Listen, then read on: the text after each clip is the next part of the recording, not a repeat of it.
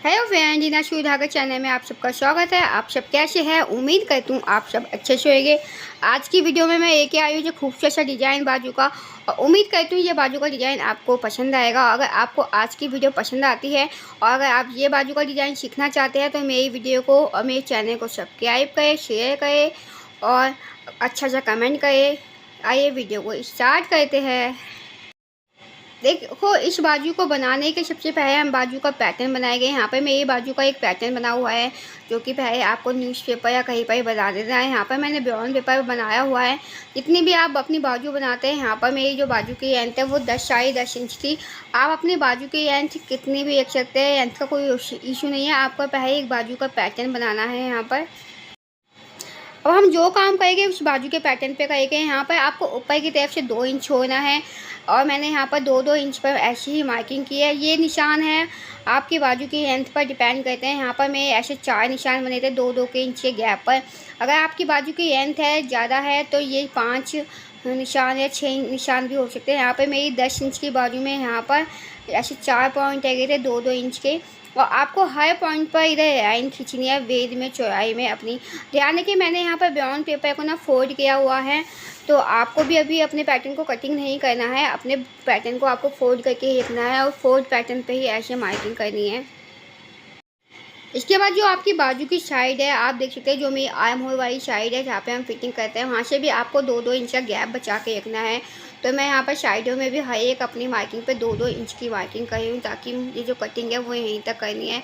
अब हम इस पैटर्न की कटिंग करेंगे। सबसे पहले तो आपको बीच में से इसको कट कर देना है और वहीं तक कट करना है जहाँ तक आपने 2 इंच का निशान लगाया था। फिर जहाँ जहाँ पे आपने मार्किंग की है और जहाँ जहाँ पर 2 इंच का निशान स्टॉप हुआ है वहीं वहीं पे आपको कटिंग करनी है। ध्यान है कि पैटर्न में अभी भी डबल में ही है। अब मैं आपको इस पैटर्न को ओपन करके दिखाती हूँ। ओपन करने के बाद ये कुछ ऐसा हो जाता है। तो आप यहाँ पर देख सकते हैं, यहाँ पर मैंने एक कपड़ा पे इस पैटर्न को रख दिया है क्योंकि आपको अच्छे से नज़र आए, आपको जो कट है वो अच्छे से नज़र आ रहे हैं।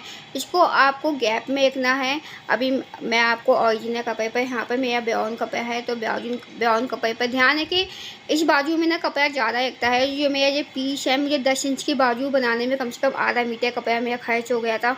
तो यहाँ पर आप देख सकते हैं, आपको इस बाजू को पूरा ओपन करके यहाँ पर मैंने हर एक जो गैप है ना इसमें, मतलब हर एक बाजू में जो कट है उसका जो गैप है ना वो आधा इंच का था। आप इस गैप को कम या ज़्यादा कर सकते हैं।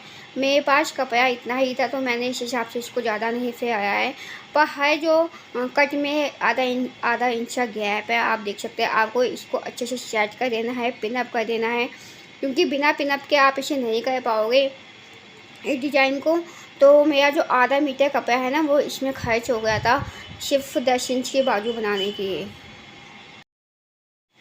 इसको रखने में थोड़ी दिक्कत होती है तो आपको इसमें टिप्स बताती हूँ। पहले आप नीचे से पिनअप करना स्टार्ट करें और दूसरी साइड घुमाते जाएं। अगर आप दोनों साइड को सेट करने की कोशिश करेंगे इस डिज़ाइन की तो कभी भी सेट नहीं होगा। तो पहले आप एक साइड में जो एक हिस्सा है उसको सेट करें, वहाँ पे पिनअप से अच्छे से सेट कर दें, फिर दूसरे हिस्से को सेट करें। अगर आप दोनों को साथ में ही सेट करेंगे, लेफ्ट हैंड और राइट हैंड, तो ये कभी भी सेट नहीं होता, ये इसमें दिक्कत आती है। तो मेरे इस टिप्स को ध्यान रखना आप इस बाजू को सेट करते वक्त। इसके बाद आपको हर तरफ आधा इंच का मार्जिन छोड़ते हुए इसकी कटिंग कर देनी है। आप देख सकते हैं कटिंग जो बीच में से ये वी शेप आई है इसमें से भी आपको आधा इंच का ही मार्जिन रखना है, क्योंकि ये अभी स्टिचिंग में जाएगा।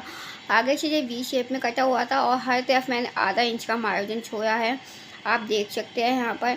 तो हर तरफ आपको आधा इंच का मार्जिन छोड़ना है, क्योंकि यहाँ पर स्टिचिंग का मार्जिन जो भी आप बाजू का छोड़ते हो वो छोड़ सकते हो।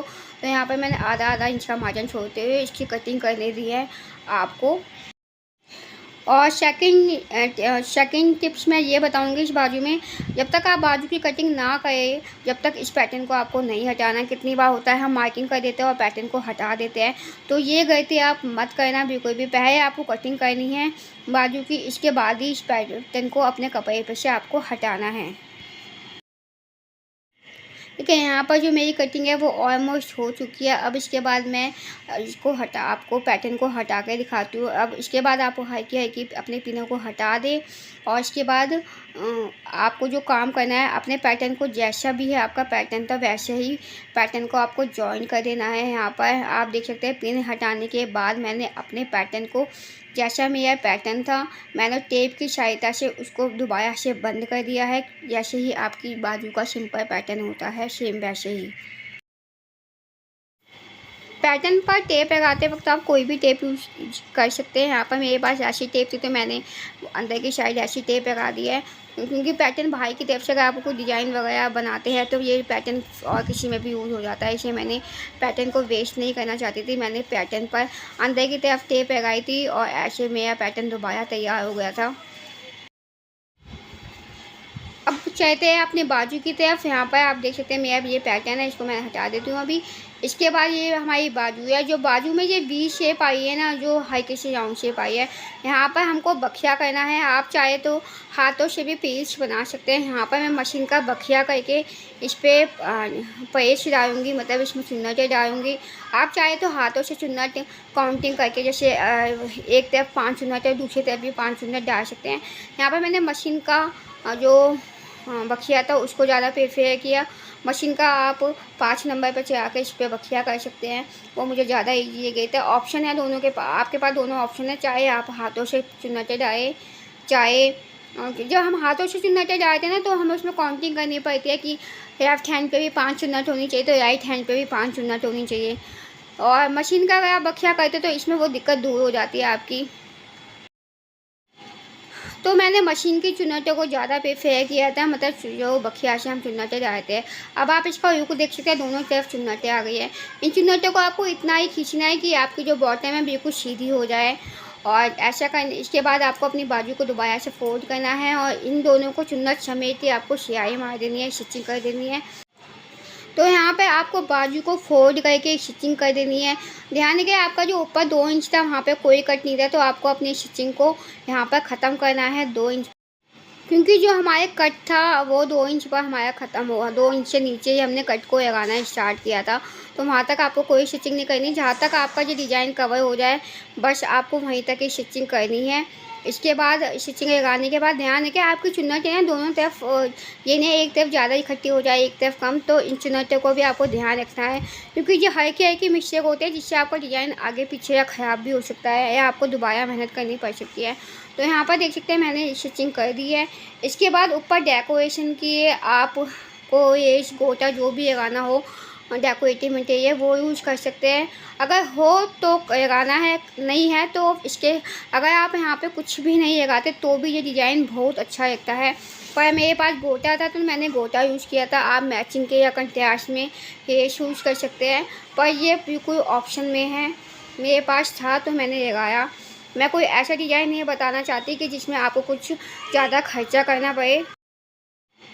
बस यहाँ पर ये डेकोरेटिव वगैरह पेस्ट वगैरह लगा देंगे तो इससे ये डिज़ाइन है थोड़ा इन्हेंस हो जाएगा और कुछ नहीं था। तो यहाँ पर मैंने जो गोटा था वो ऊपर तक लगा दिया है। आप अपने हिसाब से देख सकते हैं अपने अकॉर्डिंग, अगर आपके डिज़ाइन में रिक्वायर्ड हो तभी लगाए, अदरवाइज़ कोई भी वो नहीं है कि आपको लगाना ही है कंपल्सरी। अब इतना करने के बाद हम नीचे की बॉटम फिनिश करेंगे। बॉटम की मैंने यहाँ पर 3 इंच की पट्टी दी थी। आप पट्टी को आप अपने हिसाब से, अगर आपको लेंथ को और बढ़ाना है तो कम या ज़्यादा कर सकते हैं। यहाँ पर मेरी 3 इंच की पट्टी थी और आपको ये बैक साइड से टर्न करते हुए आगे की तरफ टर्न करनी है। तो यहाँ पर मैंने पहले बैक साइड से लगानी स्टार्ट की है। आप यहाँ पर देख सकते हैं बैक साइड पर आपको पट्टी को रखना है। इसके बाद आपको पट्टी को ऊपर की तरफ टर्न कर देना है और उससे पहले आपको यहाँ पर बैठाने वाली स्टिचिंग करनी है। इससे स्टिचिंग का ये फ़ायदा होता है, अगर आप कपड़े को प्रेस भी ना करें और ऊपर से स्टिचिंग कर देते हैं तो वो बैठ जाता है और आपकी फिनिशिंग भी काफ़ी अच्छी आती है। तो इसके बाद पट्टी पे मैंने आधा इंच अंदर की तरफ फोल्ड करके पट्टी को ऊपर की तरफ टर्न कर दिया है। तो बॉटम की पट्टी का भी मैंने आपको बता दिया। यहाँ पर जो मेरी पट्टी थी 3 इंच की पट्टी जो मैंने काटी थी वो बन के तैयार 1 इंच की ही आई थी। तो आप जो पट्टी की चौड़ाई है कम या ज़्यादा कर सकते हैं। अगर आपकी बाजू की लेंथ आपको लगता है छोटी है तो आप पट्टी को ये 4 इंच तक भी बना सकते हैं और नीचे बटन वगैरह डेकोरेशन के लगा सकते हैं। यहाँ पर देखिए मेरा डिज़ाइन जो है वो बन चुका है। इसके बाद मैंने इसकी साइड की फ़िटिंग कर दी थी। ये इतना अभी देखिए ऐसा दिख रहा है। इसके बाद मैंने इसकी साइड की फ़िटिंग कर दी है, जैसे भी आपकी बाजू होती है उसकी फ़िटिंग कर दी है। तो आज की वीडियो में अगर आपको ये डिज़ाइन पसंद आया तो मुझे कमेंट करके बताना।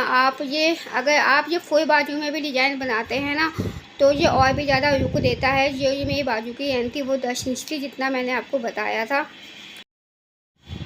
देखिए, ये सुन्नतें जो हमने बीच में डाली है ना, इससे कोई इफेक्ट नहीं पड़ता आपकी बाजू की फ़िटिंग का। तो आप जैसे नॉर्मल बाजू की फ़िटिंग करते हैं वैसे ही आपको यहाँ पर फ़िटिंग कर देनी है। अब मैं आपको इसका फाइनल लुक दिखाती हूँ। 10 में से आप कितने नंबर दे देना चाहेंगे इस बाजू को, और आज को बाजू का डिज़ाइन आपको कैसे लगा मुझे कमेंट करके बताना। अगर आपको बाजू का डिज़ाइन अच्छा लगा हो तो मुझे 10 में से कितने नंबर देंगे इस बाजू को, और आज की वीडियो आप कैसे लगी। और ये बाजू का डिज़ाइन, इस बाजू को डिज़ाइन के बता दिया मैंने कि मुझे कितना कपड़ा लगा था। 10 इंच की बाजू ये तैयार होती है लेंथ में, और कम से कम आधा मीटर कपड़ा इसमें खर्च हो गया था।